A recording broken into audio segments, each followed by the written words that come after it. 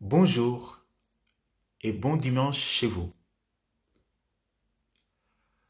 Pour bien comprendre la pointe de l'évangile de ce 14e dimanche, voyons ensemble avec l'évangéliste Marc ce qui précède l'épisode de ce jour. Marc commence l'aventure de Jésus-Christ avec le cri de Jean le Baptiste dans le désert, Jean le Baptiste qui proclame le baptême de conversion. Jésus a 30 ans.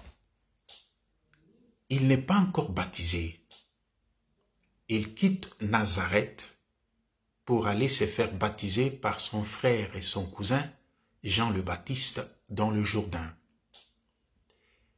Après les épreuves du désert, après l'arrestation de Jean le Baptiste, Jésus se manifeste au grand public. Il appelle ses disciples, il fait des interventions dans des lieux publics, il parle dans les synagogues.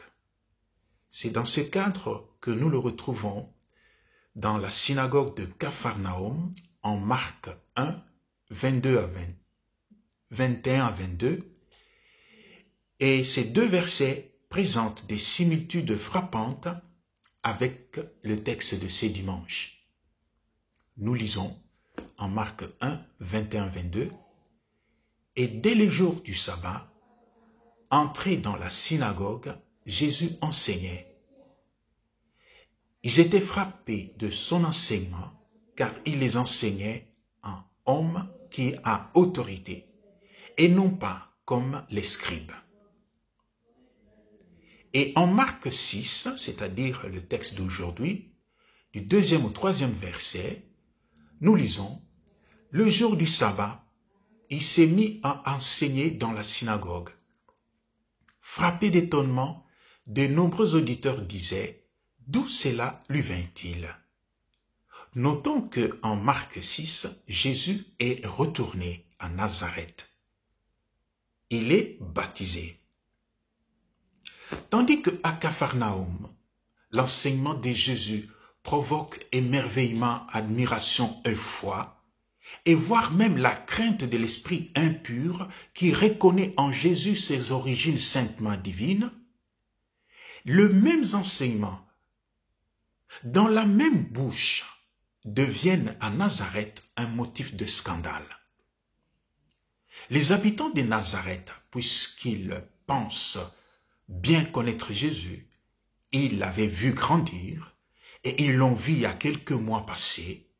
Ils connaissent sa mère, ils connaissent les autres membres de sa parenté, ils connaissent son métier. Pour eux, la vision sur Jésus est tellement réduite et limitée à son humanité.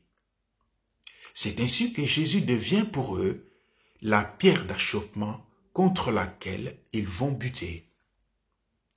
Ce manque de foi des habitants de Nazareth, qui étonne même Jésus, rend tout miracle impossible dans ces contextes.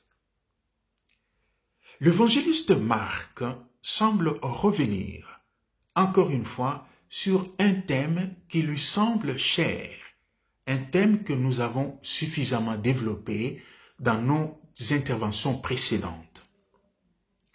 Pour Marc donc, ceux qui sont culturellement, physiquement, loin de Jésus, ont parfois la disponibilité intérieure de poser des gestes de foi que le plus proche de Jésus ont des difficultés de manifester. La femme et Jaïr d'une part et les disciples de l'autre étaient les cas de dimanche passé. La femme et Jaïr loin de Jésus, culturellement, sont le premier à croire à la puissance de Jésus-Christ, contrairement aux disciples qui le fréquentent tous les jours et qui doutent encore. Dans le texte d'aujourd'hui, nous avons d'une part les habitants de Capharnaüm et de l'autre les habitants de Nazareth. Vous avez compris que les habitants de Nazareth sont le plus proches culturellement, physiquement de Jésus, mais spirituellement, il reste loin de Jésus. C'est alors qu'il y a une grande leçon pour nous, nous qui fréquentons le Seigneur, nous qui fréquentons l'Église, nous qui avons déjà ce pas merveilleux de la proximité du Seigneur. Cherchons chaque jour à nous approcher du Seigneur avec tous les paramètres de notre vie, pour être proche du Seigneur physiquement, culturellement, spirituellement, et pour pouvoir mériter ce beau nom qui nous a été donné un jour à Antioche, le petit Christ, le chrétien. Que cette semaine soit pour nous une très bonne semaine et vivons ensemble cette proximité du Seigneur en le remerciant chaque jour. Shalom et bon dimanche chez vous.